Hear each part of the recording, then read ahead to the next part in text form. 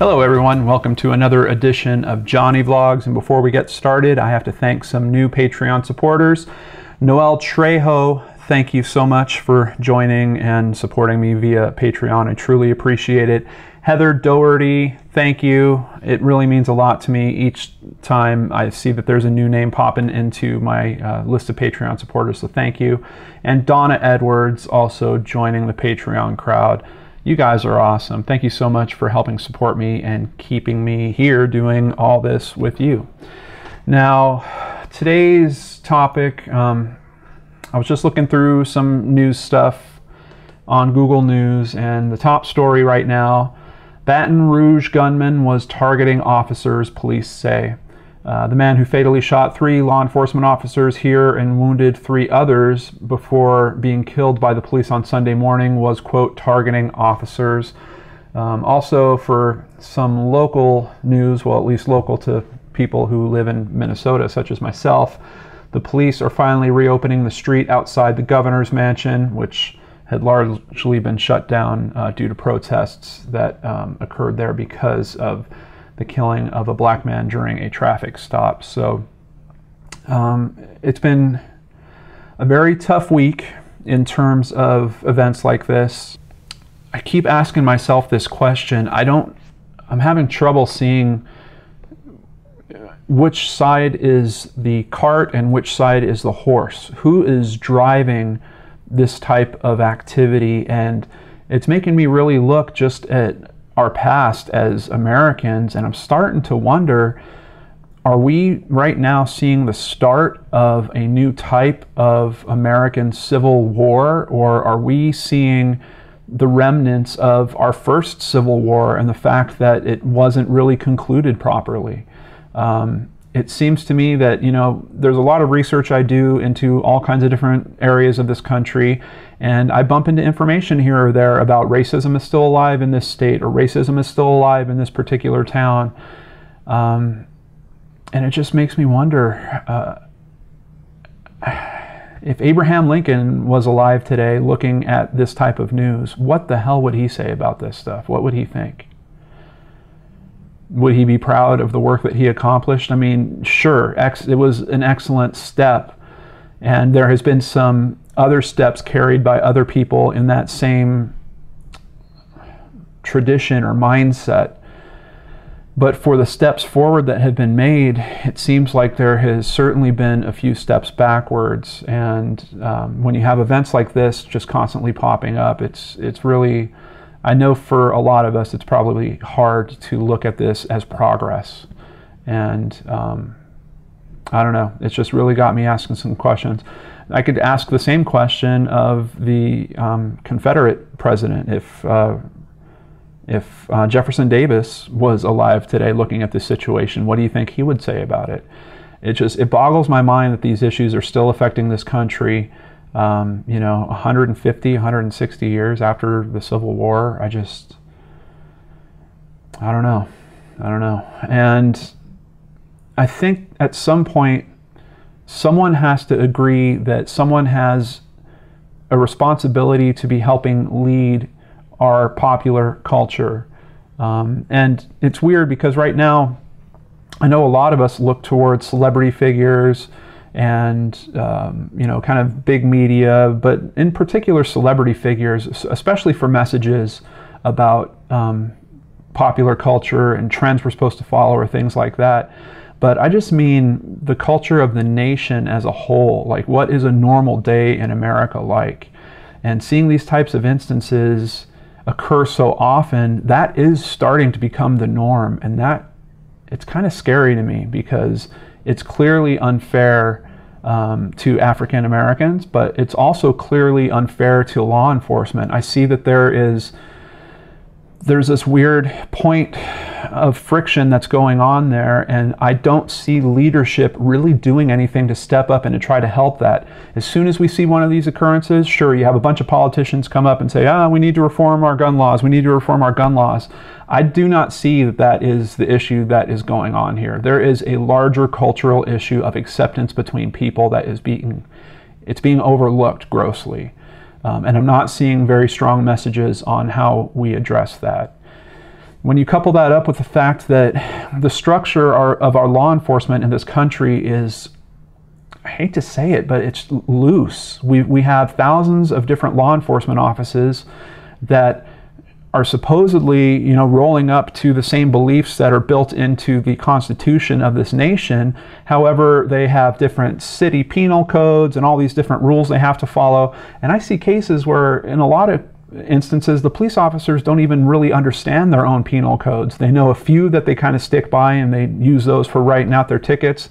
But I'm seeing other cases where they really don't even understand the fine print of those. And if you've looked at you know, in particular city penal codes, I mean, it would make your brain go numb. I don't know how we could expect officers to really understand all of those. You know, I asked you guys about centralizing, at least for missing persons investigations and possibly homicide investigations, centralizing those services within each state. But I think that there needs to be some type of roll-up for all law enforcement where at some level it is being not controlled, but there should be some type of basic set of rules that is delegated at a federal level of, here is the Constitution of good policing.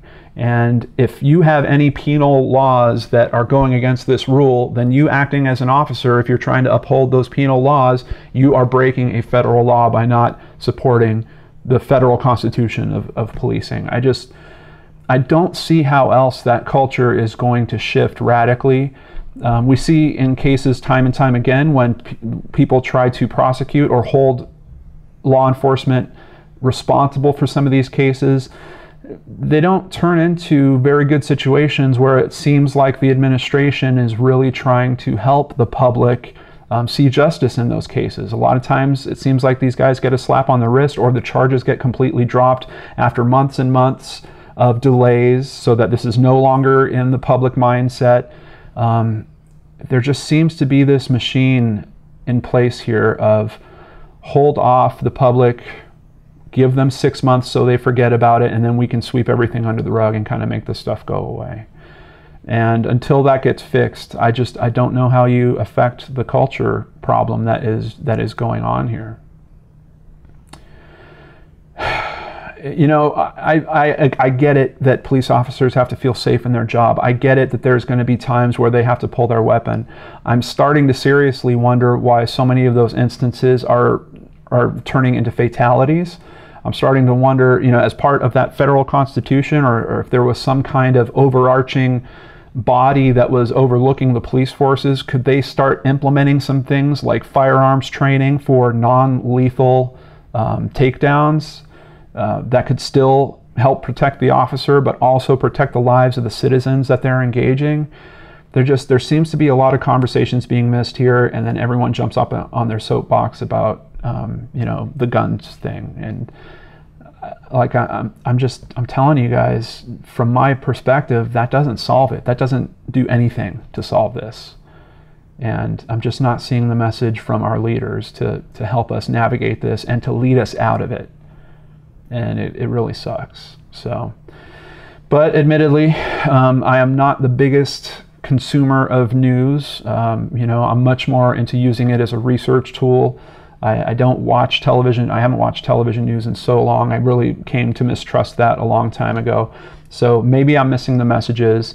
Here's where I'm going to ask you guys, if you are seeing messages that you think can truly help this outside of gun control, because I'm telling you, we all have our own feelings about gun control. Some of us think it's the magic bullet, no pun intended. But are you seeing messages from leadership outside of that about how we can fix the true cultural issue that is going on here?